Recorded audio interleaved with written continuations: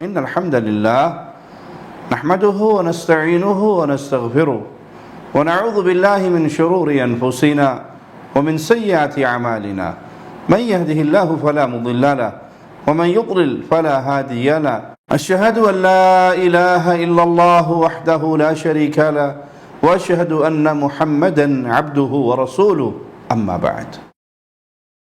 یہ حقیقت ہے جس کا انکار نہیں کیا جا سکتا کہ قدرت نے ہر شخص کو مختلف صلاحیتوں سے نوازا ہے اور ہر شخص کا اپنے علم، ہنر، فن کے لحاظ سے میدان بھی الگ الگ ہے.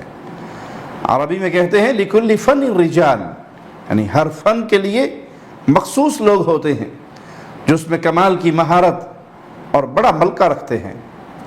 ظاہر سی بات ہے جس کا میدان انجینئرنگ ہو وہ طب سائنس میں کلام کا مجاز نہیں. دکان کریانے کی اور بیچنے کے لیے پیٹرول رکھا ہوا ہو ایسا نہیں ہوتا.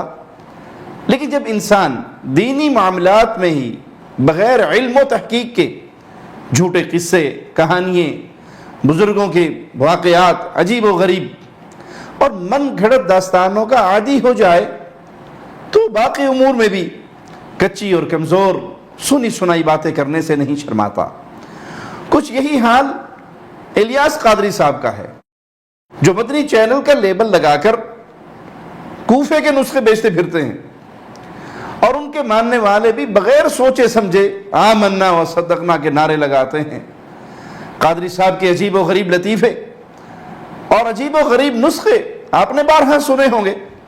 کبھی سر درد کا ایک عجیب دم سناتے ہیں جس پر ہم ایک ویڈیو کلپ ریکارڈ کروا چکے ہیں، تو کبھی اپنے گھر میں برکت لانے کے لیے عجیب ٹوٹکا بتاتے ہیں کہ دلہن صاحبہ کے پاؤں دھو لو اور پھر اس کو چاروں کونوں میں چھڑک دو، اس پانی کو گھر میں خیر و برکات آ جائے گی. سنیے قادری صاحب کی زبان سے. دلہن کے پاؤں دھونے سے گھر میں برکت ہوتی ہے. دلہن کے پاؤں دھو کر گھر کے چاروں کونوں میں چھڑک دیا جائے تو یہ باعث سے برکتیں بہتر ہے. حالانکہ یہ فرسودہ خیالات جن کی کوئی حیثیت نہیں. حصول برکت کا یہ طریقہ ہندوؤں کا تو ہو سکتا ہے، اللہ کے دین کو ماننے والے، رسول اللہ صلی اللہ علیہ وسلم کا کلمہ پڑھنے والے، ان کے ہاں اس کا کوئی ثبوت نہیں. گھر میں خیر و برکات کا نزول شریعت کی روشنی میں آپ اعمال کریں گے تو خیر و برکات ہوں گی. گھر میں قرآن حکیم کی تلاوت کی جائے گی.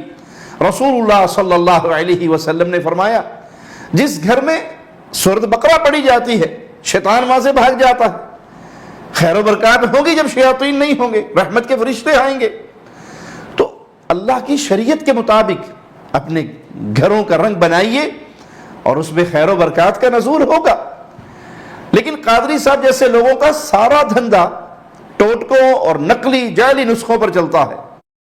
اس لیے یہ شریعت سے رہنمائی لینے کی بجائے اپنی قوم کو قبر پرست اور جاہلانہ خیالات کی طرف دھکیلنے کی کوشش کرتے ہیں کہ جتنے زیادہ یہ مزاروں کو پوجیں گے، قبروں کو پوجیں گے، اس طرح کے فضول کام کریں گے، ان مولویوں کی چاندنی چمکتی رہے گی، دھندا چلتا رہے گا. قادری صاحب کا ایک اور کلپ ہماری نظر سے گزرا جس میں حضرت نے بڑی کمال تحقیق اور چلاکی سے پوری قوم کو الو کے پیچھے لگا دیا. الو کے فضائل و خواص بتاتے ہوئے قادری صاحب کیا فرماتے ہیں ذرا انہی کی زبانی سن لیجئے. الو بڑا اہم پرندہ ہے، پرندہ ہے. پرندہ یعنی فارسی میں بولتے ہیں پرندہ، اردو میں پرندہ ہی بول چال میں. میں نے اس کے بارے میں یہ پڑھا تھا کہ یہ جب سوتا ہے تو ایک آنکھ بند کرتا ہے، دوسری آنکھ بند نہیں کرتا. تو اس لیے اگر کسی کو نیند نہ آتی ہو تو اس کو ذبح کر کے اس کی وہ آنکھ جو بند ہوتی ہے نا یہ پہن لے، کسی کپڑے وغیرہ میں لپیٹ کے پہن لے گا نا تو اب اس کو نیند آ جائے گی. سویا پڑا رہے اور نیند اڑانی ہو تو یہ آنکھ پہن لے. اب یہ کروٹیں لیتا رہے، اس کو نیند نہیں آئی. یہ میں نے پڑھا ہے. حیات الحیوان میں اس کی کافی تفصیلات مل سکتی ہیں. قادری صاحب ہم کسی کا مذاق یا کسی کی عزت پہ کوئی تنقیص کرنے کے قائل نہیں، لیکن ذرا آپ بھی تو خیال کریں کہ یہ جدید دور ہے.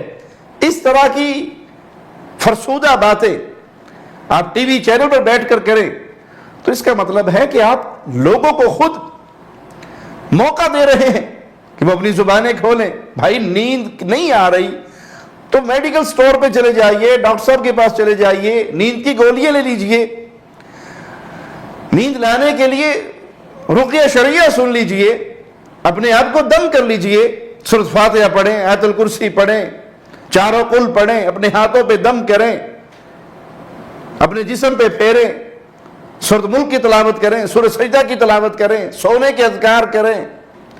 یہ چیزیں بتائیے جو مدینے والے سے ہمیں ملتی ہیں, شریعت محمدیہ سے ملتی ہیں. یہ مدنی نسخہ ہے کہ سونے سے پہلے سورۃ ملک اور سورۃ سجدہ کی تلاوت کی جائے.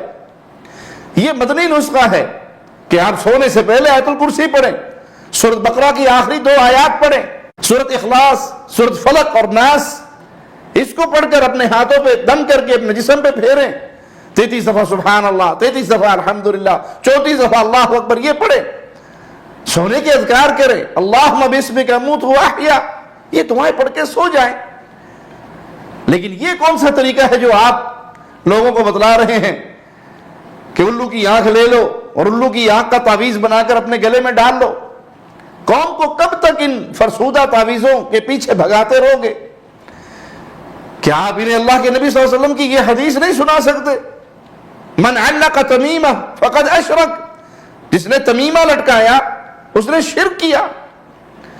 من علق شیئا وکل الیہ, جس نے کوئی چیز لٹکائی اللہ پھر اس کو اسی کے حوالے کر دیتا ہے.